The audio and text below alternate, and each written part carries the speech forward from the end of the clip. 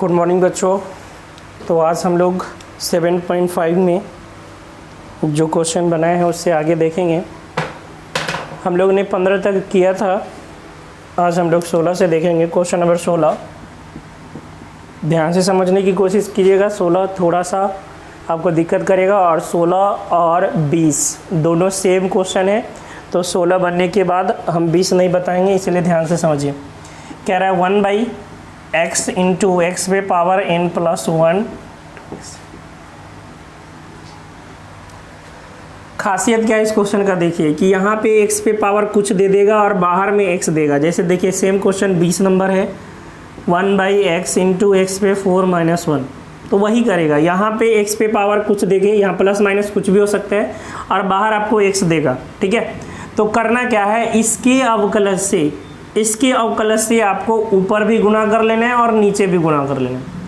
इसके अवकलज से आपको ऊपर भी गुना कर लेना है, नीचे भी गुना कर लेना है। इसका अवकलज कौन है, 1x पे पावर n का अवकलज कौन है, सब जानता होगा।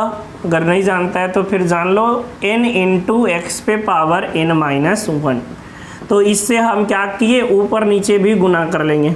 ऐसा करने से कोई फ़र्क नहीं पड़ेगा। ठीक है, तो यहाँ पे आपका क्या हुआ, ये n से n हो गया कैंसिल। आप इसको डायरेक्ट इससे भी हटाइए, ये समझाने के लिए बता दिए थे।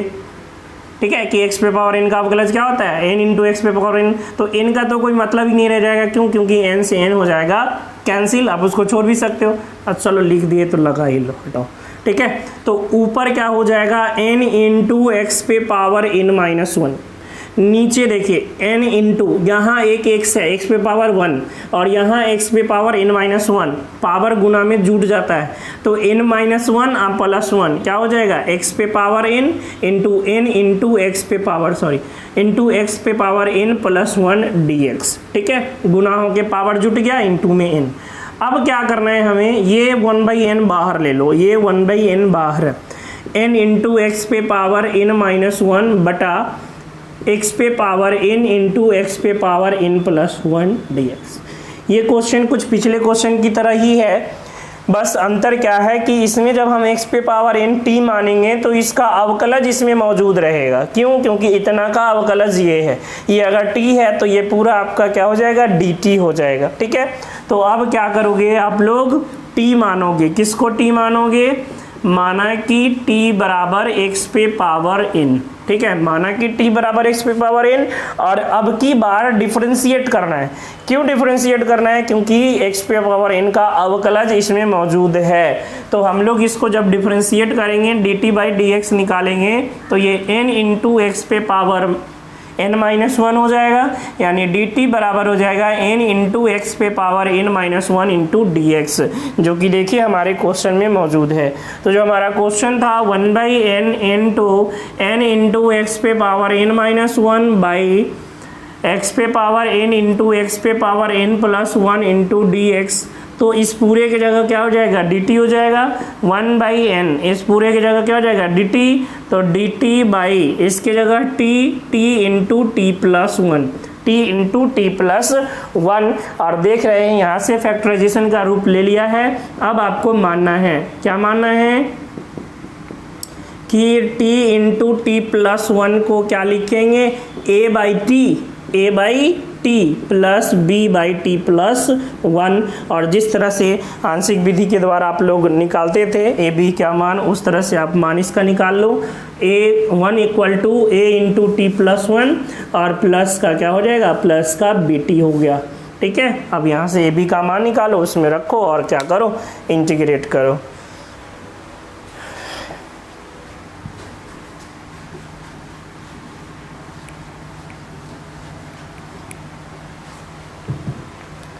तो जब t बराबर 0, तो 1 बराबर a इंटू 0 प्लस 1 bt तो हो जाएगा 0, यानी a बराबर हो गया 1। और जब t बराबर -1,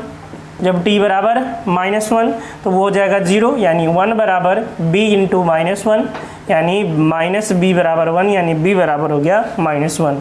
तो उसमें आप रख के अलग अलग कर सकते हो, यानी 1/n dt by T plus 1 T into t+1 को लिख सकते हैं 1/n।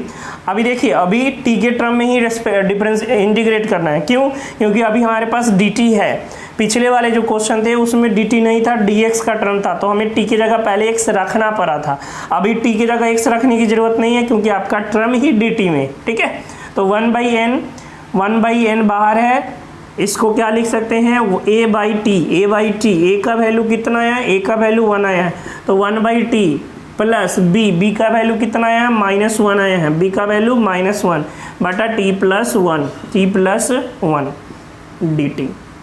तो यहाँ से आप इंटीग्रेट कर सकते हो 1/n, 1/t को करेंगे तो क्या होगा, 1/t का log t minus 1/t plus 1 का क्या हो जाएगा, log t+1 प्लस का c, ठीक है। log m माइनस n कर सकते हैं क्या, log m बटा n, log t की जगह रख देते हैं, t की जगह क्या था, t की जगह x पे पावर n, तो x पे पावर n बटा x पे power n plus 1 plus c, ठीक है। ये log m minus log n, log m बटा n यानी log t बटा t+1, t की जगह x पे पावर n। इस तरह से आप 20 नंबर भी कर सकते हो। तो ये आपका दोनों हो गया 16 और 20, ठीक है। 17 में आप देख रहे हो cos x ऊपर है और नीचे है 1 minus sine x into 2 minus sine x. Sine x को क्या मान लेना है, t, और साइन एक्स का अवकलज क्या होता है, cos होता है, तो आपको ऊपर दिया हुआ है cos, यानी dt/1 minus T into 2 minus T का फॉर्म हो जाएगा, ठीक है। तो आशा करते हैं आप 17 बना लोगे। अब देख लो क्वेश्चन नंबर 18।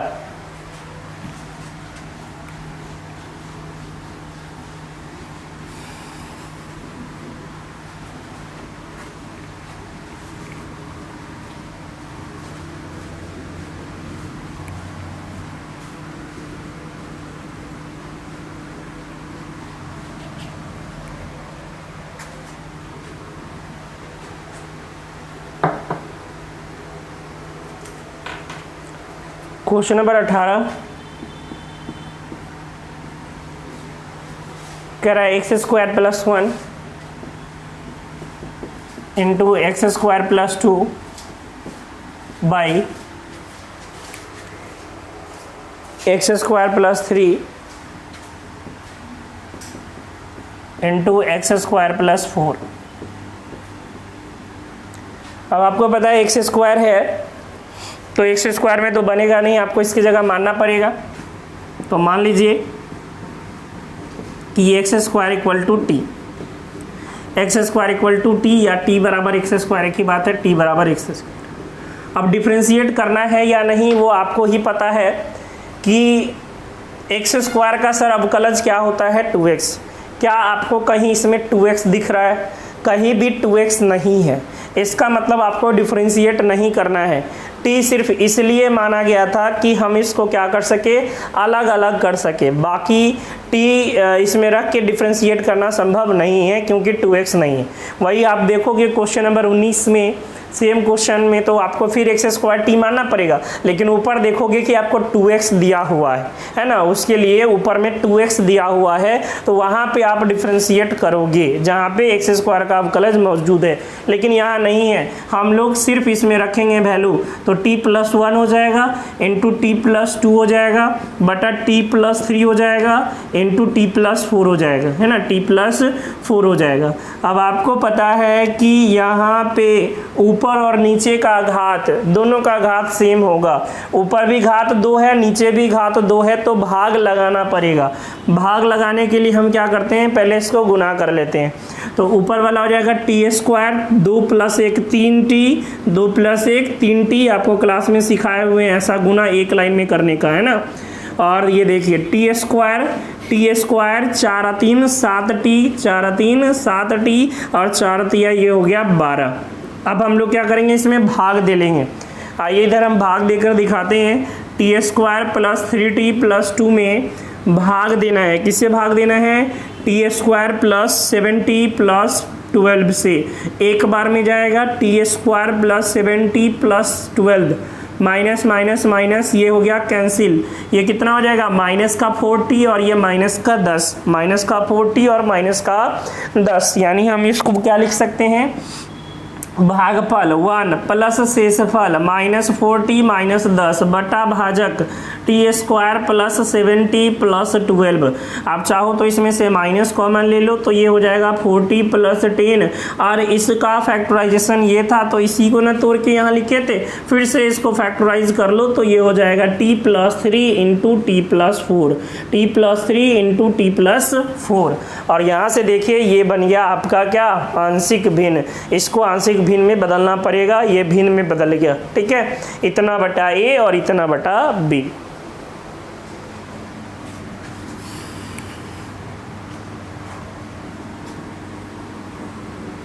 तो माना कि 40/40 plus 10/t+3 into t+4 equal to a/t+3 plus b/t+4। तो यहाँ से 40 प्लस 10 इक्वल टू क्या हो जाएगा, a इंटू t+4 एलसीएम लेने के बाद, और ये b इंटू t+4। ठीक है, नीचे वाला तो आपको पता है कि कैंसिल हो जाता है। अब यहाँ से b और a का वैल्यू निकालना है, ये सॉरी a इंटू t+4 और b इंटू t+3। तो जब t इक्वल टू -3, जब t इक्वल टू -3 तो 4 into -3 plus 10 equal to a into -3 plus 4, वो तो 0 हो जाएगा। कितना हो गया, -12 प्लस 10 यानी -2 इक्वल टू a, यानी a का वैल्यू कितना आ गया, -2 आ गया। फिर हम लोग को b का वैल्यू निकालना है, इसको 0 होना पड़ेगा, यानी जब t बराबर -4, t बराबर -4 तो 4 गुना -4 प्लस 10, 4 गुना -4 प्लस 10 बराबर, ये तो 0 हो जाएगा, b इंटू -4 प्लस 3। ठीक है, तो ये कितना हो गया, 16 प्लस 10, -16 प्लस 10 तो -6, और ये हो जाएगा कितना, -b, -1 हो जाएगा तो -b, यानी b बराबर आ गया 6। b का वैल्यू आ गया 6 और a का वैल्यू आ गया -2। अब हम लोग क्या करेंगे, उसमें रख के अलग अलग कर लेंगे।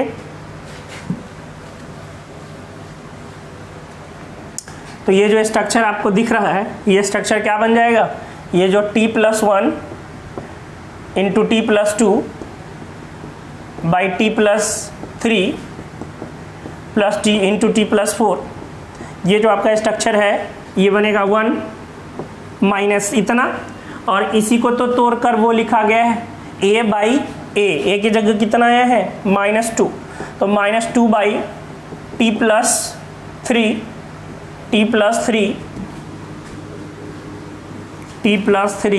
और प्लस, तो आगे देखिए माइनस है, आगे माइनस है तो उसको क्या कर देगा, -b के जगह 6 बाई t+4, ये इतना टूटकर ये आ जाएगा। ठीक है, तो आप चाहो तो ये माइनस माइनस इसको प्लस भी कर लो।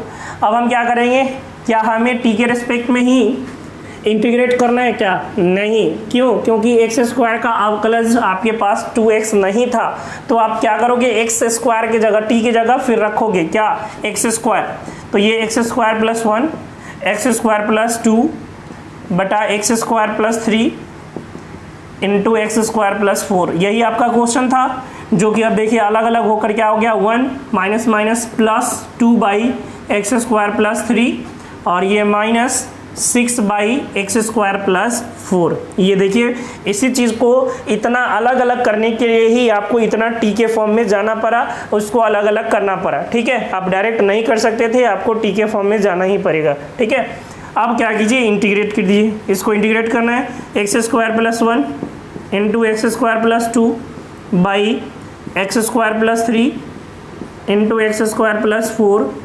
dx इक्वल टू, इसको इंटीग्रेट कर देते हैं, 1 plus 2 by x square plus, इसको लिख सकते हैं √3 का स्क्वायर, इसको लिख सकते हैं √3 का स्क्वायर, और -6 बाई इसको लिख सकते हैं एक्स स्क्वायर प्लस 2 का स्क्वायर dx।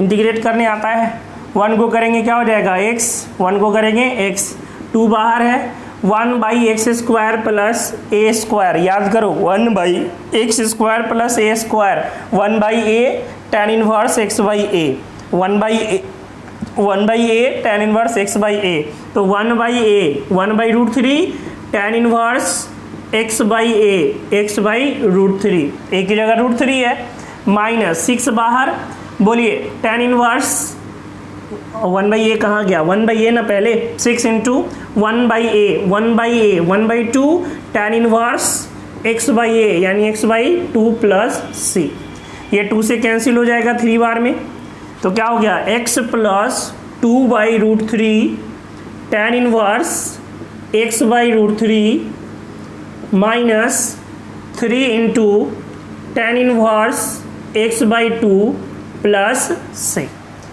इस तरह से देख रहे हो कि एक्स स्क्वायर की जगह हमें टी मानना पड़ा, टी मान के हम लोग अलग अलग किए, अलग अलग करने के बाद फिर से टी की जगह एक्स स्क्वायर रखे और एक्स स्क्वायर रखने के बाद हम लोग उसको क्या किए, इंटीग्रेट किए। ठीक है, अब जो दिख रहा क्वेश्चन नंबर 19, क्वेश्चन नंबर 19 में आपको क्या करना है, देखिए दिखा देते हैं, हिंट दे देते हैं, बनाना आप ही को है।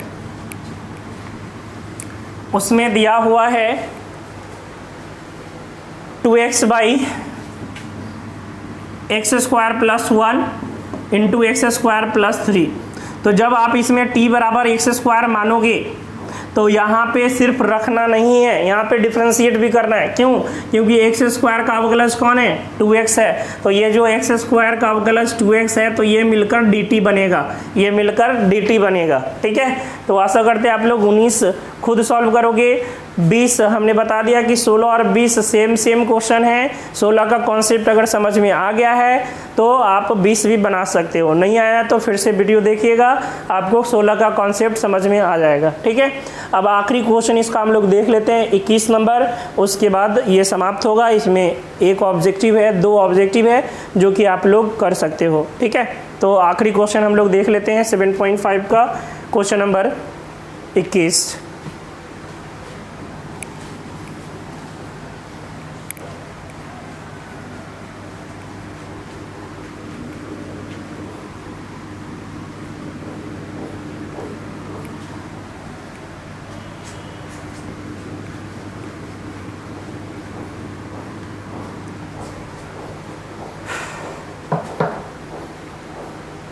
क्वेश्चन नंबर 21 कह रहा है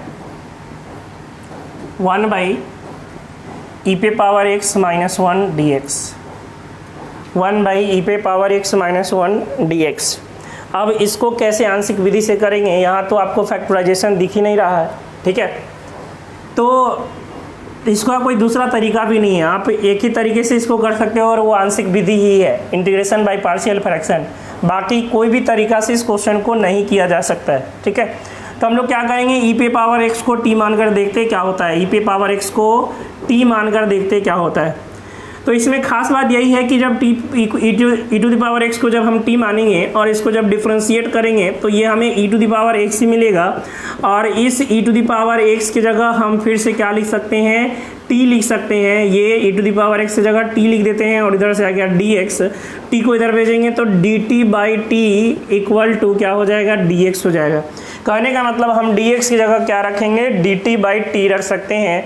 तो जो क्वेश्चन है हमारा वो 1/e पे पावर x माइनस 1 dx की जगह क्या लिख सकते हैं, 1/ इसकी जगह t माने हैं तो t माइनस 1, और dx की जगह क्या रख सकते हैं, dx की जगह रख सकते हैं dt बाई टी।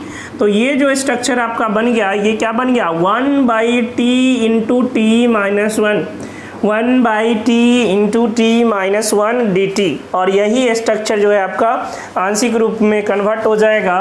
कैसे, तो आपको पता होगा, माना कि 1/t इंटू टी माइनस 1 बराबर क्या, a by T plus b/t minus 1।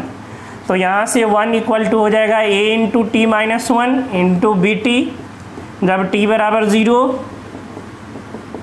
तो 1 इक्वल टू ये हो जाएगा 0 माइनस 1, ये तो हो जाएगा 0, यानी a equal to minus 1 equal to minus a, यानी a इक्वल टू माइनस 1। और जब t इक्वल टू 1 तो ये हो जाएगा 0, 1 इक्वल टू ये तो 0 हो गया, यानी b इंटू 1, यानी b इक्वल टू आ गया 1, यानी a का वैल्यू -1 और b का वैल्यू +1 हम लोग रख देंगे, इसमें अलग अलग हो जाएगा तो आप इसको इंटीग्रेट कर सकते हो। और देखिए इसमें डिफरेंशिएट किए हैं, डिफरेंशिएट किए हैं इसका, ठीक है, इसको डिफरेंशिएट किए हैं तो ये टी के टर्म में ही हो जाएगा, क्योंकि डी टी का रेस्पेक्ट है, यहाँ टी का रेस्पेक्ट है, ठीक है। जहाँ पे नहीं डिफरेंशिएट करते हैं ना, वहाँ पे टी की जगह आपको रख के तब इंटीग्रेट करना होता है, लेकिन इसमें आप टी के टर्म में ही इंटीग्रेट कर सकते हो, ठीक है। तो यहाँ से अलग अलग कर लो। ये जो क्वेश्चन था आपका 1/t इंटू टी माइनस 1, इसको आप क्या लिख सकते हो, a/t, a की जगह आया है कितना, -1, तो -1/t प्लस b यानी 1/t माइनस 1। अब इसको आप क्या करो, ये इंटीग्रेशन है ना इसका, तो इसको क्या करो, इंटीग्रेट कर लो t के रेस्पेक्ट में। तो ये कितना हो जाएगा, -log mod t प्लस ये हो जाएगा log mod t minus 1 plus c, और t के जगह क्या लिखे हैं, वैसे तो इसको log का फार्मूला लगा सकते हो, इसमें log m कौन हो जाएगा, t माइनस 1 बटा n t हो जाएगा प्लस c, और t के जगह क्या लिए हैं, t के जगह लिए हैं e पे power x minus 1 by e पे पावर x प्लस, ठीक है। तो ये था आपका क्वेश्चन नंबर 21, जो कि 7.5 का जो है आखिरी क्वेश्चन है। इसके बाद 2 ऑब्जेक्टिव क्वेश्चन भी है, देख लेते हैं उसमें से आपको क्या दिक्कत होने वाला है, थोड़ा सा हिंट्स दे देते हैं अगर कोई दिक्कत वाला है तो, ठीक है। और 22 में तो हमें नहीं लगता है दिक्कत होना चाहिए, 22 आसान है। 23 में देख लीजिए, और ये सब जो है लंबा लंबा ऑब्जेक्टिव है, दिमाग में ये मत सोचना कि अब ये 30 सेकेंड में कैसे बनेगा, ये सब आपको डिटेल में जाना पड़ेगा। आंशिक विधि का कोई भी क्वेश्चन याद रखिए, आंशिक विधि का कोई भी क्वेश्चन आधा मिनट 1 मिनट में बनने वाला नहीं है, इसमें आपको समय देना पड़ेगा। और यही कारण है कि आंशिक विधि के एक्सरसाइज से आपके अभी तक ना तो सब्जेक्टिव में क्वेश्चन आए, ना ही ऑब्जेक्टिव में आए। ऑब्जेक्टिव में तो आने का कोई सवाल ही नहीं है, सब्जेक्टिव में कभी 5 नंबर का क्वेश्चन देखने को मिल सकता है, अगर आंशिक विधि से क्वेश्चन पूछता है तो 5 नंबर का क्वेश्चन बन सकता है, बाकी ऑब्जेक्टिव में इसका दूर दूर तक कोई संबंध नहीं है। हाँ, फार्मूला आपसे पूछ लेगा, डायरेक्ट आपसे फार्मूला पूछ लेगा, बताइए 1/x² माइनस a², तो ये फार्मूला आपसे पूछ सकता है, या इसी पर ऐसा बेसिक क्वेश्चन x² माइनस 1 देकर पूछ सकता है, या इसी में ऐसा बेसिक क्वेश्चन x² माइनस 4 देकर पूछ सकता है, ठीक है। लेकिन ये सब चीज़ें आप डायरेक्ट फार्मूला से बनाओगे, न कि इस आंशिक विधि से आओगे, ठीक है। बाकी इससे ऑब्जेक्टिव नहीं आ सकते। देख लीजिए, अब आपकी किताब में ऑब्जेक्टिव दिया है, तो देख लेते हैं हम लोग क्वेश्चन नंबर 23 और समापन करते हैं 7.5 का। इसके बाद इंटीग्रेशन में 2 टॉपिक और आ जाते हैं, निश्चित अनिश्चित समाकलन की बात कर रहे हैं। एक आपका खंडशः विधि है ना, इंटीग्रेशन बाय पार्ट, और दूसरा एक स्पेशल स्ट्रक्चर और है जिसमें हम लोग 3 स्ट्रक्चर के बारे में देखेंगे। 2 टाइप और बच गए हैं, 7.6 और 7.7। बाकी उसके बाद और है तो वो निश्चित समाकलन में है, ठीक है। देख लीजिए क्वेश्चन नंबर 23 कह रहा है dx by x into x² plus 1। चूँकि ऐसे टाइप के भी क्वेश्चन आप लोग कर चुके हो और आसानी से कर सकते हो, ठीक है।